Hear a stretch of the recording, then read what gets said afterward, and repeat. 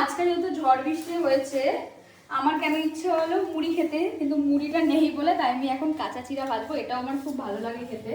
আর আমাদের এখানে বিশাল ঝড় বৃষ্টি হয়েছে, মানে আমি তো ভাবছি যাদের বেড়ার ঘর টর আছে তাদের কি অবস্থা হবে।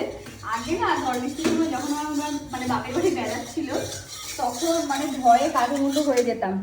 তো এখনো সেই জিনিসটা নেই, এখন এই টেনশনটা মুক্ত যে বাবা মা সুস্থ আছে, কারণ বেড়ার ঘর অন্তত নেই। কিন্তু তবুও ঝড়ের সময় না আমাদের ঠাকুর ঘরে আমাদেরও সেম একই, আমাদেরও সেই ভয় লাগতো আগে যখন বেড়ার ঘর ছিল। না আমাদের ওই ঠাকুর ঘরটাতে এখনো তো সেই জল ঢোকে গো, ওই টিনের, যেহেতু টিন আর দেয়াল একসাথে, আমি তো ভাবছি কি অবস্থা হয়ে যাচ্ছে। তো এখন একটা লঙ্কা আর লবণ দিয়ে দেখো আমি এখন চিড়াটাকে ভাজবো।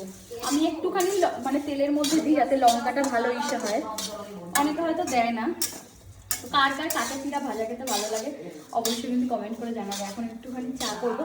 এইটা এই না যে ঝড়ের আনন্দে আমি খাচ্ছি, এই ঝড়টায় কোনো আনন্দের কিছু নেই।